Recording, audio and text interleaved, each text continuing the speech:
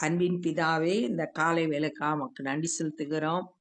ஆண்டவரே மை துதிக்கிறோம், ஸ்தோத்தரிக்கிறோம். நல்லவரே மை ஸ்தோத்தரிக்கிறோம், வல்லவரே மை ஸ்தோத்தரிக்கிறோம், பரிசுத்தரே மை ஸ்தோத்தரிக்கிறோம். நன்றியோடு மை துதிக்கிறோம். நீதி ஜனத்தை உயர்த்தும், பாவமோ எந்த ஜனத்துக்கு இகழ்ச்சியை தரும் என்று சொல்லியிருக்கிறேன். ஆண்டவரே, நீர் எங்களை நீதிமான் ஆக்குகிற கர்த்தர். நீதியுள்ள வாழ்க்கை வாழ எங்களுக்கு கிருபை செய்யுங்க. இந்த நாளின் வேத தியானத்தை எங்களுக்கு ஆசீர்வதித்தாங்க. நேசிக்கிற இயேசு கிறிஸ்துவின் இனிய நாமத்தில் கேட்கிறோம் பிதாவே, ஆமென். அப்போஸ்தலர் 10வது அதிகாரம். இத்தாலியா பட்டாளம் எனப்பட்ட பட்டாளத்திலே 100க்கு அதிபதியாகிய கொர்நேலியு என்ற பெயர் கொண்ட ஒரு மனுஷன் செசரியா பட்டணத்திலே இருந்தார். ரோம இராணுவத்துல வேலை செய்கிற ஒரு 100 பேருக்கு அதிபதியான கொர்நேலியுவை பத்தி நம்ம இந்த அதிகாரத்துல படிக்கிறோம். அவன் செசரியான்ற ஒரு பட்டணத்துல இருந்தான். இந்த செசரியா பட்டணம் யோப்பா பட்டணத்துல இருந்து 50 கிலோமீட்டர் தூரத்துல இருக்கு. யோப்பால பேதுரு இருந்தாருன்னு முந்தின அதிகாரம் கடைசி வசனத்துல வாசிக்கிறோம். இப்ப செசரியா பட்டணத்துல கொர்நேலியு இருக்கான். அவன் தேவ பக்தி உள்ளவனும் தன் வீட்டார் அனைவரோடும் தேவனுக்கு பயந்தவனுமாயிருந்து ஜனங்களுக்கு மிகுந்த தர்மங்களை செய்து எப்பொழுதும் தேவனை நோக்கி ஜெபம் பண்ணி கொண்டிருந்தான். இங்க கொர்நேலியு பத்தி 4 காரியம் சொல்லப்பட்டிருக்கு. முதல்ல தேவ பக்தி உள்ளவன், 2வது தேவனுக்கு பயந்தவன். இவன் புறஜாதியா இருந்தா கூட தேவனுக்கு தேவனை அறிந்து அவருக்கு பயந்தவனாய் இருந்து வந்தான். 3வது தர்மங்கள் செய்து வந்தான். 4வது எப்பொழுதும் ஜெபம் பண்ணி கொண்டிருந்தான் அப்படின்னு சொல்லியிருக்கு. இந்த தேவ பக்தியும் தேவ பயமும் கரெக்டா இருந்தா தான் இந்த ஜெபமும் தான தர்மம் செய்கிறதும் ஆசீர்வதிக்கப்படும். அப்ப அவன் தேவ பக்தி உள்ளவனும் தேவனுக்கு பயந்தவனுமா ஆண்டவருக்கு பிரியமானவனாய் இருந்து தர்மங்களையும் ஜபங்களையும் செய்து வந்தான். பகலில் ஏறக்குறைய 9ஆம் மணி நேரத்தில் தேவனுடைய தூதன் தன்னிடத்தில் வரவும் கொர்நேலியு என்று அழைக்கவும் பிரத்யட்சமாக தரிசனம் கண்டு. 9ஆம் மணி நேர வேலை அப்படின்றது மதியம் 3 மணி. இத நம்ம 3வது அதிகாரம் 1வது வசனத்துல பேதுரும் யோவானும் ஜெப வேலையாகிய 9ஆம் மணி நேரத்தில் அப்படின்னு சொல்லியிருக்கு. அப்ப யூதர்கள் எல்லாம் ஜெபிக்க கூடிய அந்த 9ஆம் மணி நேரத்துல தேவதூதன் தன்னிடத்தில் வரவும் கொர்நேலியுவே என்ன அழைக்கவும் அவன் தரிசனம் பார்த்தான். தரிசனத்துல ஒரு தேவதூதனை பார்த்தான். அந்த தேவதூதன் கொர்நேலியுவேன்னு கூப்பிடுற சத்தத்தை கேட்டான். அவனை உற்று பார்த்து பயந்து ஆண்டவரே என்ன என்றான். பேதுரு அந்த தூதனை பார்த்த உடனே பயந்து போய் ஆண்டவரே என்ன அப்படின்னு கேட்கிறான்.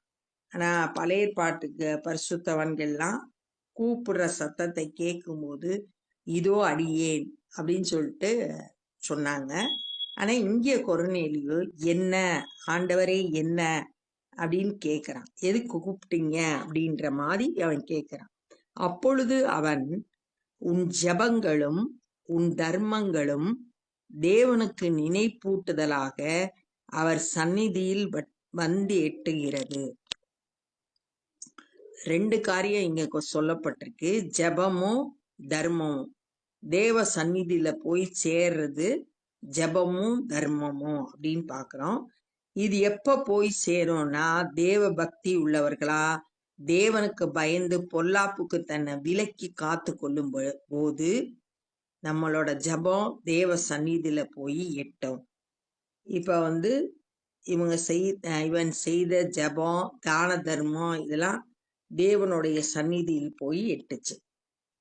இப்பொழுது நீ யோப்பா பட்டணத்துக்கு மனுஷரை அனுப்பி பேதுரு என்று மறுபேர் கொண்ட சீமோனை அழைப்பி.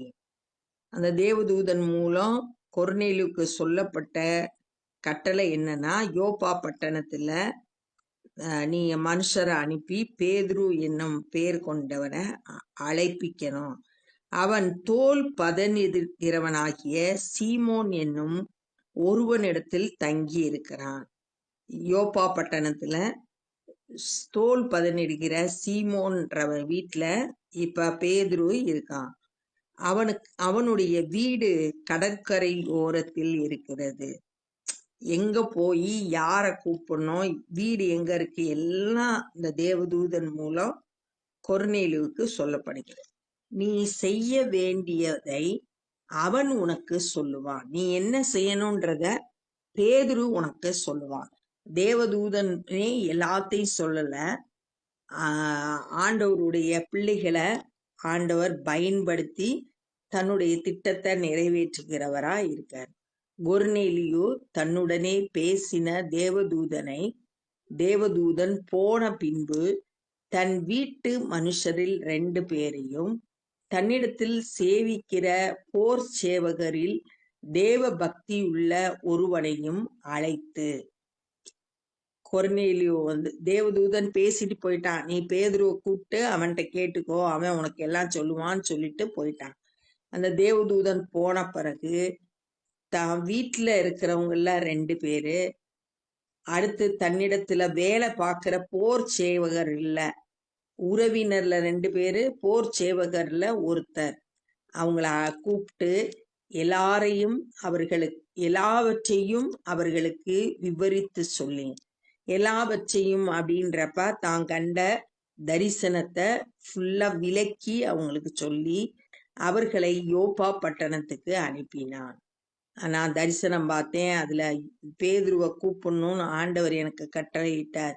எல்லாத்தையும் சொன்னோடனே சொல்லி எல்லாவற்றையும் அவர்களுக்கு விவரித்து சொல்லிட்டு அவங்கள யோப்பா பட்டணத்துக்கு அனுப்பினான், பேதுருவை கூட்டிட்டு வரும்படியா. மறுநாளிலே அவர்கள் பிரயாணப்பட்டு அந்த பட்டணத்துக்கு சமீபித்து வருகையில் பேதுரு 6ஆம் மணி நேரத்தில் ஜெபம் பண்ணும்படி மேல் வீட்டில் ஏறினார். இவங்க வர்ற நேரத்துல 6ஆம் மணி நேரம் அப்படின்றது மதியம் 12 மணி. அந்த நேரத்துல ஜெபம் பண்ணும்படியா அவங்க பேதுரு மேல் வீட்டுக்கு ஏறான். அவன் மிகுந்த பசி அடைந்து சாப்பிட மனதாய் இருந்தான். ரொம்ப பசிச்சதுனால சாப்பிடணும்னு நினைச்சான். அதற்கு அவர்கள் ஆயத்தம் பண்ணுகையில் அவன் ஞான திருஷ்டை அடைந்து, சாப்பாடு ரெடி பண்றதுக்கு முன்னாடியே அவருக்கு ஒரு தரிசனம் கிடைக்குது. வானம் திறந்திருக்கிறதாகவும் 4 முனைகளும் கட்டப்பட்ட பெரிய துப்பட்டியை போல ஒரு விதமான கூடு தன்னிடத்தில் இறங்கி தரையில் விழப்பட்டிருக்கதாகவும் அதிலே பூமியில் உள்ள சகல விதமான 4 கால் ஜீவன்களும் காட்டு மிருகங்களும் ஊரும் பிராணிகளும் ஆகாயத்து பறவைகளும் இருப்பதாகவும் கண்டான். தரிசனத்துல பார்க்கறது, வானம் திறக்கப்படுது, 4 முனையிலையும் கட்டப்பட்டு துப்பட்டி ஒரு கூடு போல இறங்குது. அதுல எல்லா விதமான மிருகங்கள், ஊரும் பிராணிகள், ஆகாயத்து பறவைகள் எல்லாம் இருந்துச்சு. ஆனா லேவியராகமம் 11ஆவது அதிகாரத்துல 2ல இருந்து 47 வரைக்கும் வாசித்தோம்னா இந்த மிருகங்கள், பறவைகள் இது எல்லாவற்றிலும் 2 விதமா பிரிக்கப்பட்டிருக்கும். சுத்தமான மிருகம், பறவைகள் தனியாகவும், அசுத்தமான மிருகங்கள், பறவைகள் தனியாகவும் அங்க சொல்லப்பட்டிருக்கு. அதைத்தான் இங்க ஆனா இங்க அந்த கூடுல எல்லா மிருகமும் இருக்கு. சுத்தமான மிருகமும் இருக்கு, அசுத்தமான மிருகமும் இருக்கு, எல்லா மிருகங்களும் இருக்கு. அல்லாமலும் பேதுருவே எழுந்திரு, அடித்து புசி என்று அவனுக்கு சொல்லும் ஒரு சத்தம் உண்டாயிற்று. கூட இறங்கின மாத்திரம் இல்ல, ஒரு சத்தமும் கேக்குது. எழுந்திருந்து அடித்து புசி அப்படின்ற சத்தம் கேட்டுச்சு. அதற்கு பேதுரு, அப்படியல்ல ஆண்டவரே, தீட்டும் அசுத்தமாயிருக்கிற யாதொன்றையும் நான் ஒரு காலும் புசிப்பதில்லை என்றான். அசுத்தமானது, தீட்டானது அந்த மிருகங்கள்ல இருந்துச்சு. அதை நான் சாப்பிட மாட்டேன். அது என்னை தீட்டுப்படுத்தும். அசுத்தமான யாதொன்றையும் நான் ஒரு நாளும் புசிக்க மாட்டேன் அப்படின்னு சொல்லிட்டு சொல்றான். அப்பொழுது தேவன் சுத்தமாக்கினவைகளை நீ தீட்டாக எண்ணாதே என்று 2ஆம் தரம் சத்தம் அவனுக்கு உண்டாயிற்று. திரும்ப 2வது முறை ஒரு சத்தம் கேக்குது. அந்த சத்தத்துல தேவன் சுத்தமாக்கினதை நீ தீட்டாக நினைக்காத அப்படின்னு சொல்லிட்டு அந்த சத்தம் கேட்டுச்சு. தேவன் புறஜாதிகளையும் தம்முடைய பிள்ளைகளாக சேர்த்து கொண்டார். அவங்க தீட்டு கிடையாது. ஆனா நியாயப்பிரமாணத்தின்படி புறஜாதிகளை சேர்த்து கொள்ள மாட்டாங்க யூதர்கள். ஆனா அவங்கள ஆண்டவர் சுத்தமாக்கி இருக்காரு. அதனால அவங்கள தீட்டா எண்ணக்கூடாது அப்படின்றத பேதுருக்கு கற்றுக் கொடுக்கிறாரு தேவன். 2ஆம் தரம் சத்தம் அவனுக்கு உண்டாயிற்று. 3ஆம் தரமும் அப்படியே உண்டாயிற்று. 3வது முறையும் தேவன் சுத்தமாக்கினத நீ தீட்டாக நினைக்காத அப்படின்னு சொல்லிட்டு 3வது முறையும் சொல்லப்பட்டது. பின்பு அந்த கூடு திரும்ப வானத்திற்கு எடுத்துக்கொள்ளப்பட்டது. இதெல்லாம் அவன் பார்த்து முடிச்ச உடனே திரும்ப அந்த கூடை எடுத்துக்கொள்ளப்பட்டது. அப்பொழுது பேதுரு தான் கண்ட தரிசனத்தை குறித்து தனக்குள்ளே சந்தேகப்படுகையில், இதோ கொர்நேலியுவினால் அனுப்பப்பட்ட மனுஷர்கள் சீமோனுடைய வீட்டை விசாரித்து கொண்டு வாசற்படியிலே வந்து நின்று, அவன் பேதுரு அப்படி தான் பார்த்த தரிசனத்தை அப்படி தனக்குள்ள இது எப்படி அப்படின்னு சொல்லிட்டு சந்தேகப்பட்டுட்டு இருக்கப்பே, கொர்நேலியுவினால் அனுப்பப்பட்ட 3 பேர், தன்னோட வீட்டார்ல 2 பேரு, போர் சேவகர்ல ஒருத்தர், 3 பேரை அனுப்பியிருந்தான். அவங்க வீடு எங்க இருக்குன்றத விசாரிச்சு கொண்டு வாசப்படியில கரெக்டா நிக்கிறாங்க. பேதுரு என்று மறுபேர் கொண்ட சீமோன் இங்கே தங்கி இருக்கிறாரா என கேட்டார்கள். பேதுரு இங்க தங்கி இருக்கிறாரா, இதான் அவங்க கேட்டு விசாரித்துட்டு வந்த. பேதுரு அந்த தரிசனத்தை குறித்து சிந்தனை பண்ணி கொண்டிருக்கையில் ஆவியானவர், இதோ 3 மனுஷர் உன்னை தேடுகிறார்கள். ஆவியானவர் இடைப்படுறாரு, பேதுருவுக்கு போதித்து நடத்துகிறார். அவங்க 3 மனுஷர் உன்னை தேடி வந்திருக்காங்க. நீ எழுந்து இறங்கி ஒன்றுக்கும் சந்தேகப்படாமல் அவர்களுடனே கூட போ, நான் அவர்களை அனுப்பினேன் என்று அவனுக்கு சொன்னார். நான் தான் அவங்கள அனுப்புனேன் உன்கிட்ட, அதனால நீ சந்தேகப்படாம அவங்க கூட போ அப்படின்னு சொல்லிட்டு பேதுரு கிட்ட ஆண்டவர் பேசுகிறார். அப்பொழுது பேதுரு கொர்நேலியுவினால் தன்னிடத்தில் அனுப்பப்பட்ட மனுஷரிடத்தில் இறங்கி போய், இதோ நீங்கள் தேடுகிறவன் நான் தான், நீங்கள் வந்திருக்கிற காரியம் என்ன என்றான். நான் தான் நீங்க தேடிட்டு வந்த பேதுரு அப்படின்னு சொல்லிட்டு மாடியில இருந்து இறங்கி அவங்களோட பேசுகிறத பாக்குறோம். இந்த நாள்ல நம்ம என்னெல்லாம் கற்றுக்கொண்டோம்னா, ஒரு நூற்றுக்கு அதிபதி செசரியா பட்டணத்துல இருந்தான். அவன் தேவ பக்தி உள்ளவன், தேவனுக்கு பயந்தவன், தர்மம் செய்கிறவன், எப்பயும் ஜெபம் பண்ணி கொண்டு இருப்பான் அப்படின்னு பார்த்தோம். அவன் 9ஆம் மணி நேரத்துல மதியம் 3 மணிக்கு ஜெபம் பண்ணும்படியாக போகும்போது தேவதூதனை சந்திக்கிறான். அவன் கொர்நேலியுவின் கூப்பிட்ட உடனே, ஆண்டவரே என்னன்னு கேட்டான். உன் ஜெபமும் உன்னுடைய தர்மமும் தேவனுக்கு நினைப்பூட்டுதலா அவருடைய சந்ததிக்கு எட்டுச்சு அப்படின்னு சொல்றான். தேவ பக்தியும் தேவனுக்கு பயப்படுறவங்களா நம்ம இருந்தா தான் நம்மளுடைய ஜெபமும் தர்மமும் தேவ சமூகத்துக்கு போகும் அப்படின்றத தியானிச்சோம். யோப்பா பட்டணத்துல இருந்து அப்ப தேவதூதன் கொர்நேலியுட்ட சொல்றான், யோப்பா பட்டணத்துல பேதுரு இருக்காரு, அவரை கூப்பிட்டு வந்தேன்னா ஆள் அனுப்பி கூப்பிடு, நீ என்ன செய்யணுன்றத அவர் உனக்கு சொல்லுவாரு அப்படின்னு சொல்லிட்டு தேவதூதன் சொன்னான். அப்ப கொர்நேலியு தன்னோட வீட்டுல இருந்து 2 பேரையும், தனக்கு கீழே வேலை செய்கிற போர் சேவகர்ல தேவ பக்தி உள்ள ஒருவனையும் அனுப்புறான், பேதுருவை கூட்டிட்டு வரும்படியா. அவங்க போற பிரயாணப்பட்டு போற நேரத்துல, அதே நேரத்துல பேதுரு மதியம் 12 மணிக்கு ஜெபம் பண்ணி கொண்டு இருக்கும்போது ஒரு தரிசனத்தை பார்த்தான். வானம் திறக்கப்பட்டது. 4 முனைகளிலும் கட்டப்பட்ட ஒரு கூடு போல ஒண்ணு வானத்துல இருந்து இறங்கி வந்துச்சு. அதுல எல்லா மிருகமும் பறவைகளும் ஊரும் பிராணிகளும் இருந்துச்சு. அப்ப பேதுரு ஒரு சத்தத்தை கேட்டான். பேதுருவே, எழுந்திருந்து அடித்து புசின்னு சொன்ன உடனே, தீட்டும் அசுத்தமானதையும் நான் சாப்பிட மாட்டேன்னு சொன்னான். அப்ப ஆண்டவர் அவன் கூட பேசுறாங்க. தேவன் சுத்தமாக்கினத நீ தீட்டாக எண்ணாதே அப்படின்னு சொல்லிட்டு 3 முறை அவனுக்கு கற்றுக் கொடுக்கிறாரு.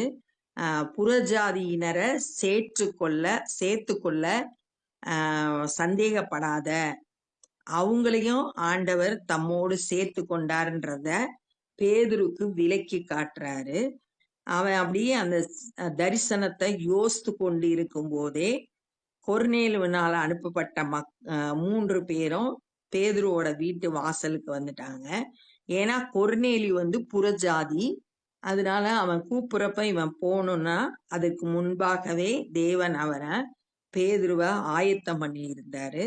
இந்த தரிசனத்தை சிந்திச்சு கொண்டு இருக்கிறப்பே பரிசுத்த ஆவியானவர் சொல்றாரு, 3 பேர் உன்னை தேடி வந்திருக்காங்க, நீ அவங்க கூட சந்தேகப்படாம போ அப்படின்னு சொன்ன உடனே, நான் தான் அவங்கள அனுப்பினேன்னு ஆண்டவர் பரிசுத்த ஆவியானவர் பேதுருவை வழி நடத்துகிறத பாக்குறோம். பேதுரு உடனே அந்த 3 பேர்கிட்ட இறங்கி போய், நான் தான் நீங்க தேடுறவங்க அப்படின்னு சொல்லிட்டு என்ன காரியமா வந்திருக்கிறீங்கன்னு விசாரிக்கிறத பார்த்தோம். இப்ப நம்ம ஜெபம் பண்ண போறோம். அன்பின் பிதாவே, இந்த நாள்ல நாங்க கற்றுக்கொண்ட அந்த வேத பகுதிக்காய் நன்றி செலுத்துகிறோம். ஆண்டவரே, கொர்நேலியுவை போல நாங்களும் தேவ பக்தி உள்ளவர்களாய், ஆண்டவரே, தேவனுக்கு பயந்து வாழ எங்களுக்கு கிருபை செய்யுங்க. எப்பொழுதும் ஜெபம் பண்ணுகிறவர்களாய், தானம் தர்மம் பண்ணுகிறவர்களாய், உம்முடைய சந்நிதியில் எங்களுடைய ஜெபமும் தானமும் சேரத்தக்கதாய் எங்களுடைய வாழ்க்கை பரிசுத்தமாய் காணப்பட கிருபை செய்யுங்க. ஆண்டவரே, ஸ்தோத்திரம் கர்த்தாவே. நாங்க யாரையும் தீட்டுள்ளவர்களாய் எண்ணாம எல்லாரையும் ஏற்றுக்கொள்ளக்கூடிய மனப்பக்குவத்தை எங்க ஒவ்வொருவருக்கும் தந்து ஆசீர்வதிங்க. பேதுருவை பரிசுத்த ஆவியானவர் வழி நடத்தினது போல ஒவ்வொரு காரியத்திலையும் எங்களை போதித்து நடத்துங்க. ஆண்டவரே, இந்த நாள்ல சுவிசேஷ பணியை செய்யறவங்களை கருத்தில் எடுத்து பயன்படுத்துங்க. அநேகர் உம்முடைய அன்பை அறிந்து ரட்சிக்கப்பட கிருபை தாரும்.